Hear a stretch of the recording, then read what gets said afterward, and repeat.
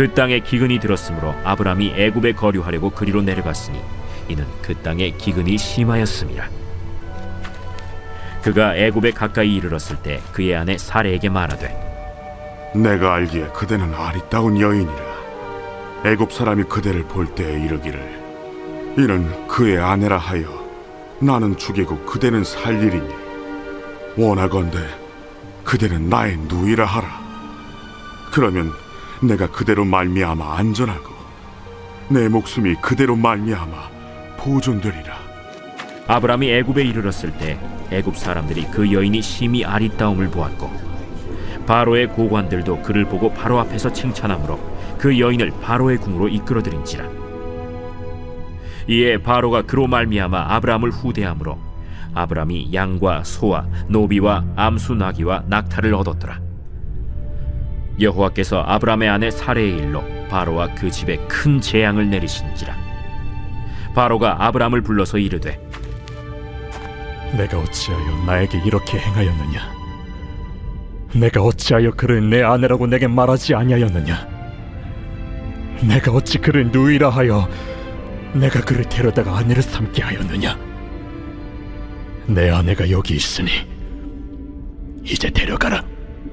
바로가 사람들에게 그의 일을 명하매 그들이 그와 함께 그의 아내와 그의 모든 소유를 보내었더라.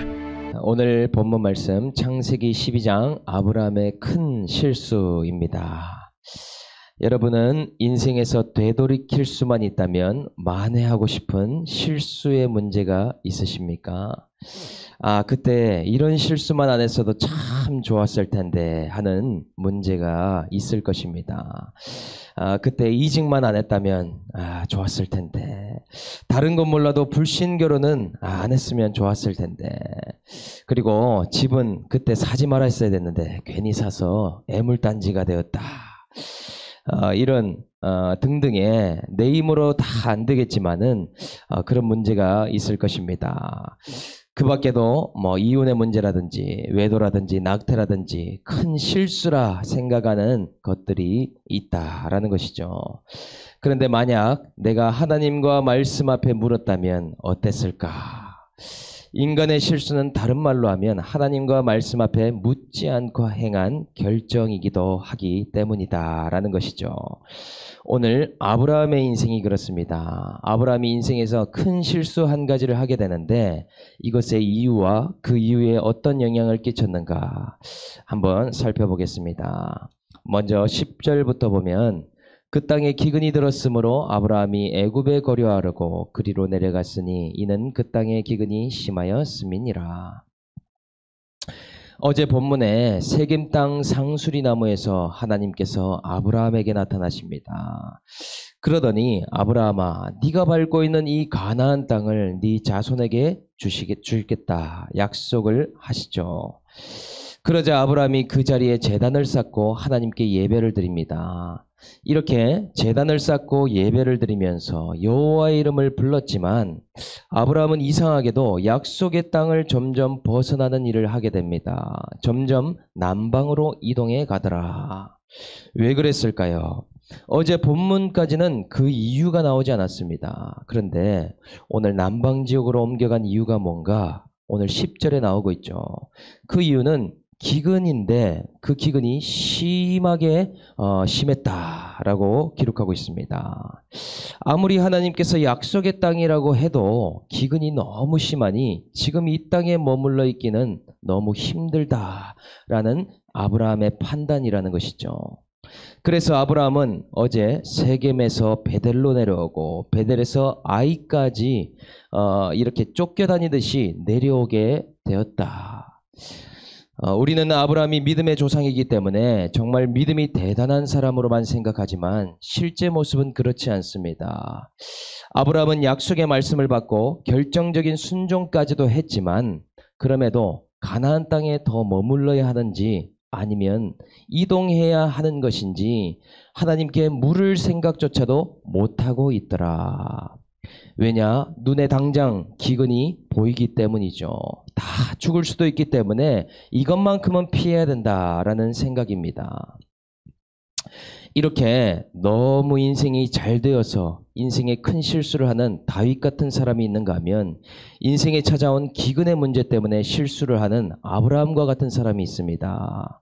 기근의 때가 인간이 실수하는 기막힌 타이밍이더라. 오늘 말씀한다는 것이죠. 지긋지긋한 집구석이라는 기근을 피해서 불신 결혼을 빨리 서두를 수도 있습니다.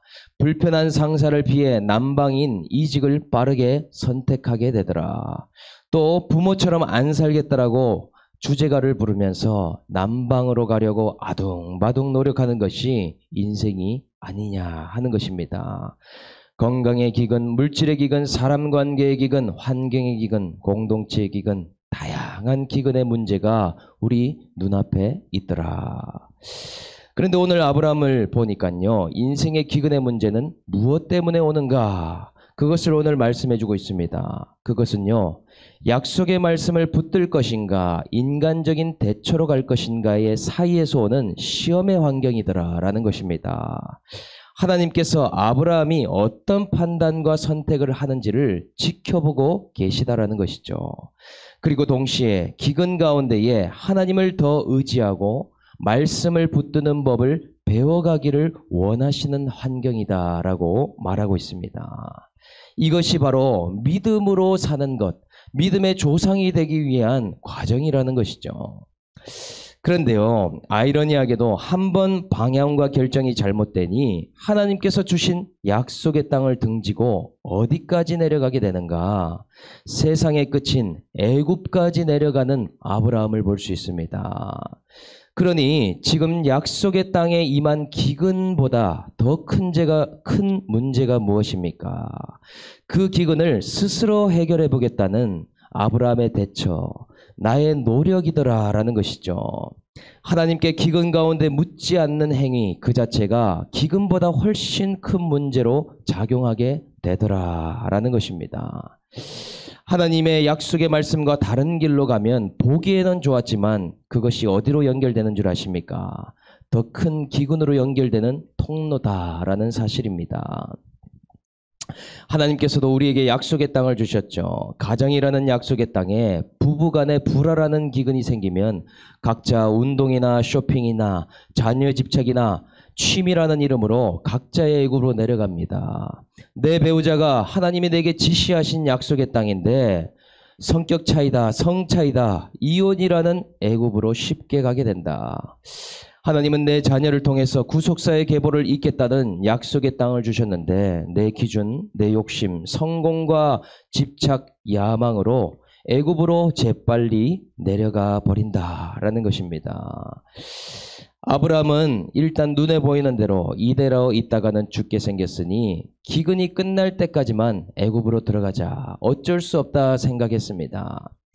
그러나 이러한 결정은 그 당시에 믿지 않는 가나안 사람들도 하는 결정이었더라라는 것이죠. 아브라함이 하나님을 몰랐습니까? 아니면 예배를 안 드렸습니까? 하나님을 안 부르짖었습니까? 기도까지도 다 했는데 이런 모든 것을 다 행했는데도 불구하고 세상 가치관으로밖에 선택할 수 없는 모습을 보이고 있습니다. 예수 믿어도 마찬가지 아닙니까? 말씀의 가치관으로 바뀌지 않으면 문의는 크리스천인데 기도는 하는 것 같은데 결정을 넌 크리스천처럼 하는 것입니다. 세상 사람처럼 물질 따라 사람 따라 학벌과 명예 따라 좋아 보이는 대로 행동하게 된다. 그러니 기근을 잘못 해석하면 인생의 잘못된 선택을 할 뿐만 아니라 스스로 해결해 버리다가 더 큰 실수를 하게 된다. 오늘 말하고 있습니다. 그래서 어디까지 내려가는가? 11절에 보니 그가 애굽에 가까이 이르렀을 때에 그의 아내가 사레에게 말하되 내가 알기에 그대는 아리따운 여인이라. 위기를 넘겨보려고 묻지 않고 인간적인 대처를 하니 무슨 일이 기다리고 있습니까? 좀 전까지는 기근이니까 어쩔 수 없다는 명분을 세우고 합리화하면 아브라함 식구들은 설득이 되었습니다. 그런데 이제는 그런 것이 먹히지 않는 환경에 들어가게 된다. 거짓말을 하지 않으면 안 되고 목숨을 걸고 핑계를 대야 하는 더 큰 위기가 기다리고 있더라라는 것입니다. 말씀을 붙들지 않고 스스로 감당해보겠다고 하니 아브라함이 감당할 수 없는 일이 오고 있는 것이죠. 아브라함이 보니 아담과 하와와 많이 닮아 있습니다. 하와가 안목의 정욕을 갖고 선악과를 취했듯이 아브라함이 아내를 얻는데도 안목의 정욕이 크게 작용해서 예쁜 아내를 얻었다. 여기서 아리따운 연인이라는 것은 사례가 아름답고 화려할 정도로 이 눈이 가는 그런 예쁜 여인이었다라고 말할 수 있습니다. 친척과 아비의 집을 떠났으니 자신과 아내를 누가 지켜줄 수 있겠습니까? 그러니 아브라함이 불안하고 두려워지기 시작하더라. 먹고는 살아야 되겠고 지킬 힘은 없으니 점점 더 두려워지더라. 그래서 뭐라고 이야기합니까? 12, 13절에 애굽 사람이 그대를 볼 때에 이르기를 이는 그의 아내라 하여 나는 죽이고 그대는 살리리니 원하건대 그대는 나의 누이라 하라. 그러면 내가 그대로 말미암아 안전하고 내 목숨이 그대로 말미암아 보존되리라. 아브라함이 두렵고 불안한 가운데 어떤 생각까지 하고 있습니까? 자기가 죽을 수도 있겠다. 머리에 시나리오를 써보는 것이죠. 위기를 넘어설 대안이 무엇인가를 끊임없이 생각해보고 한 가지 위기 대처 방안을 생각해냅니다. 만약 사례 당신이 나의 아내라는 걸 알면 애굽 사람들이 나를 죽일 테니 나의 누이라고 하면 어떻소? 그러면 내 목숨이 보존될 것이다. 이렇게 말한다는 것이죠. 사례를 걱정하는 것 같지만 실제는 어떻습니까? 자신을 위해서 하는 결정이죠. 아브라함 자신이 죽으면 다 끝나는 일이니 아브라함이 이렇게 제안하고 있습니다. 사례가 어떻게 하겠습니까? 그냥 따를 수밖에 없겠죠. 안목의 정욕만 아담과 하와를 닮은 것이 아니라 선악과를 먹고 핑계하는 모습, 부끄럽고 치사한 모습까지도 닮은 아브라함입니다. 인류가 시작되고 처음 거짓말을 한 것이 뱀이었는데 오늘 두 번째 거짓말이 나오고 있죠. 이것이 남방으로 내려간 일보다 더 큰 실수입니다. 이렇게 기근의 문제를 잘못 풀 때 더 큰 실수를 하게 되는데 성실하게 순종했던 아브라함이 기근을 만나고 궁지에 몰리자 비겁한 거짓말을 행하는 사람으로 전락하고 있더라. 이것이 죄성을 가진 인간이 반복하게 되는 죄된 모습입니다. 자기 모습을 살리기 위해, 자기 목숨을 살리기 위해 아내를 누이라고 속이는 이 모렴치를 오늘 드러내고 있죠. 아브라함이 믿음의 조상처럼 지금 행동을 하고 있는 것 같습니까? 실수 한 번 하지 않고 믿음의 조상이 되었다는 것은 우리의 잘못된 생각이죠. 끊임없이 실수하고 넘어지는 가운데에 아브라함은 점점 영적으로 대가를 치르면서 성장하고 성숙해가고 있습니다.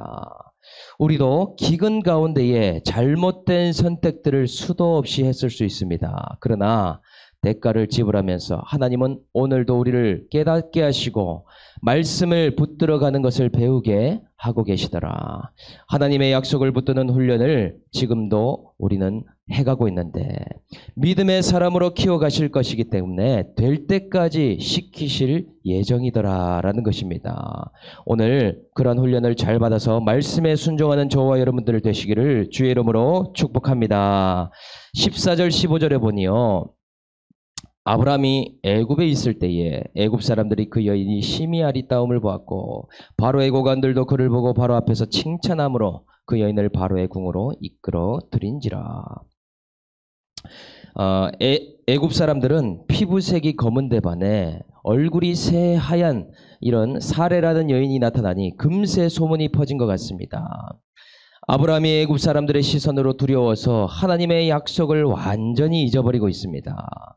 사레에게서 여자의 후손인 예수님이 올 것이고 또 굶어 죽더라도 약속의 땅에 있으면 만나와 메추라기를 내려주시든 아니면 굶지 않도록 놀라운 기적과 이사를 보이시든 할 터인데 그런 것은 다 잊어버리고 자기만 살겠다고 지금 발버둥 친다라는 것이죠. 그런데 어떻습니까? 그렇게 되니 결국 아내를 빼앗기는 일이 일어나게 됩니다. 사레가 바로의 궁에 이끌려 들어가게 되었다라고 기록한다는 것이죠. 그런데 구약의 모든 이야기가 오실 예수, 이 예수님이 오시는 이야기를 그림자와 같이 보여주고 있죠. 여기서 아리따운 여인 사례와 같은 모습이 바로 우리 인간의 영혼의 모습입니다. 그리고 그 여인 때문에 불가피하게 죽을 수밖에 없는 남편 아브라함의 모습이 바로 예수 그리스도의 모습이더라라는 것이죠. 그렇다면 바로는 누구입니까? 법적인 신랑 신부의 관계를 넘어서 그 영혼을 빼앗으려는 사단마귀의 모습을 예표한다. 결과는 어떻게 됩니까? 사단마귀가 저주를 받게 되고 재앙이 임하게 되죠.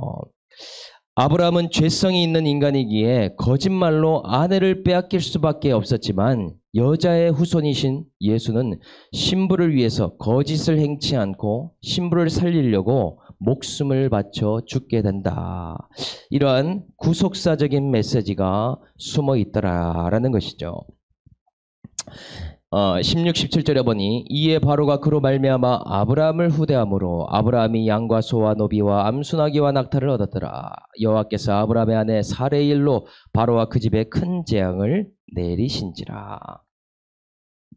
그런데 이야기 전개가 참 이상합니다. 실수는 아브라함이 했는데 아브라함은 바로에게 후대를 받고 목숨을 잃기는커녕 많은 것을 얻게 되었습니다. 그런데 이에 반해 바로와 그 집은 마른 하늘의 날벼락 같은 재앙을 당하게 된다. 이상한 현상이죠. 좌충우돌 문제를 일으키는 아브라함이 여자의 후손 예수님이 오셔야 할 이 아내를 잃어버리니 하나님이 급히 나타나셔서 간섭하십니다. 사건의 이 전말을 다 드러내고 계시더라. 그 모든 것이 거짓말임을 드러나게 하시고 진짜는 아내라는 것을 알도록 사건을 일으키고 계신다. 오늘 돈을 못 벌고 바람을 피워도 그 배우자가 나의 약속의 땅이고 예수님이 오시는 계보이기에 이혼하지 않도록 하나님은 드러내시고 역사하고 계십니다. 불신결혼으로 남편이 싫어 재혼하고 싶은 마음이지만 그 가운데에 자녀들이 예수 믿게 해주시고 우리 가정에 예수가 찾아오시는 사건으로 만들어주시더라. 어떠한 유혹이 와도 하나님이 짝주어 주신 것을 나눌 수 없고 또 약속의 땅으로 불러주셨기에 그 기근을 견뎌가도록 하나님이 인도해 가신다라는 것이죠. 그래서 그 이후에 어떻게 되고 있습니까? 18절 19절에 보니 바로가 아브라함을 불러서 이르되 네가 어찌하여 나에게 이렇게 행하였느냐? 네가 어찌하여 그를 네 아내라고 내게 말하지 아니하였느냐? 네가 어찌 그를 누이라 하여 내가 그를 데려다가 아내를 삼게 하였느냐? 네 아내가 여기 있으니 이제 데려가라 하고. 지금 이 일이 어디에서 온 것인지 바로가 해석할 길이 없으니 아브라함에게 질책을 합니다. 바로는 지금 이 일을 탓하고 싶고 원망되기 때문에 아브라함에게 지금 말하고 있습니다. 계속해서 어찌하여 네가 이런 일을 행했냐라고 말한다는 것이죠. 1차원적으로 보면 아브라함이 거짓말해서 온 일이죠. 그런데 구속사로 보면 어떻습니까? 약속의 땅에 머무르지 못하고 스스로 남방에 간 것으로 생기고 있는 일입니다. 그러니 하나님께서 바로의 입을 통해서 3번이나 질문하시면서 지금 깨닫게 하고 계시죠. 여기에 네가 어찌하여 라는 말이 3번이 나오고 있습니다. 아브라함아, 이것은 다른 사람을 탓하거나 핑계할 것이 아니라 네가 지금 약속의 말씀을 붙들고 가고 있지 않다는 것을 내가 깨닫게 하고자 지금 이 사건을 드러내고 있노라. 네가 회개함으로 약속의 땅으로 돌아가기를 원한다. 하나님은 이렇게 말씀해주고 있다라는 것입니다. 사건이 드러나고 옆에 사람을 통해서도 하나님이 질문을 하고 있다라는 것이죠. 이렇게 묻지 않고 스스로 하는 한 가지 결정에서 수많은 문제가 파생되어 나오고 있더라. 기근의 문제가 올 때 우리는 어떻게 해야 할까요? 또 그로 인해 더 큰 사건들을 드러내실 때 우리는 어떤 적용을 할 수 있습니까? 하나님, 내가 약속의 말씀을 붙잡지 않았습니다. 약속의 땅을 등지고 잘못된 결정과 선택을 하게 되었습니다. 나의 믿음 없음을 용서하시고 다시 약속의 땅을 바라볼 수 있도록 내 가정, 내 배우자, 내 자녀의 구원, 이 크신 구속사를 이루는 나의 삶이 되도록 인도하여 주시옵소서. 나에게 믿음을 달라고 기도해야 되더라. 오늘 그렇게 하나님께 기도하고 하나님 앞에 돌이키는 자는 큰 실수를 했을지라도 그것이 실패로 끝나지 않게 하십니다. 반드시 구속사를 이뤄가도록 하나님이 역사하고 인도하신다라는 것이죠. 오늘 아브라함과 같이 실수의 문제가 있을지라도 오늘 돌이켜서 약속의 땅으로 다시 들어가는 저와 여러분들이 다 될 수 있기를 주 예수의 이름으로 축원합니다. 적용 질문 드리겠습니다. 하나님께 묻지 않고 애굽의 감으로 생겨난 문제, 실수는 무엇입니까? 내 힘으로 대처하려다가 만난 더 큰 기근은 무엇이고 거짓말은 무엇입니까? 사건마다 탓을 하고 질책함으로 넘어가고 있습니까? 아니면 하나님의 구속사를 깨달아 회개함으로 돌이킴으로 넘어가고 있습니까? 말씀을 생각하면서 함께 기도하겠습니다. 기도합니다. 하나님 아버지, 저에게 말씀을 붙들 믿음이 없어서 저의 눈에 보기에 좋은 대로 인간적인 대처로 저의 인생을 해결하며 살았습니다.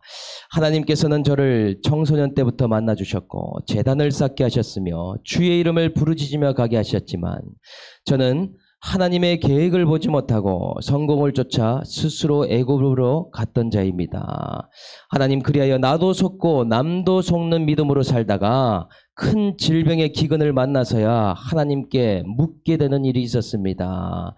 하나님 아버지, 오늘도 내가 하나님의 약속의 말씀을 붙잡지 않고 살고 있다면 오늘 사건과 환경을 통해 사람을 통해 깨닫게 해주시고 오늘 질문하시는 주님의 음성을 크게 들을 수 있도록 인도하여 주시옵소서. 세상 사람들처럼 가나안의 가치관으로 눈에 보이는 대로 느끼는 대로 판단되는 대로 살지 않게 하시고 하나님, 이 광야와 같은 인생 가운데에 말씀을 붙잡고 믿음으로 사는 것이 무엇인지를 우리가 깨달아갈 수 있도록 역사하여 주시옵소서. 하나님, 오늘 하루도 그리하여서 구속사를 이루는 삶이 되기를 원합니다. 나에게 가정과 남편과 배우자 또한 자녀를 주셨는데 하나님, 나에게 이루고자 하시는 구속사 예수가 오시는 사건이 무엇인지를 우리가 알아서 하나님 구속사의 계보가 나를 통해서 흘러갈 수 있도록 인도하여 주시옵소서. 감사를 드리며 우리를 구원하신 예수님의 이름으로 기도드립니다. 아멘.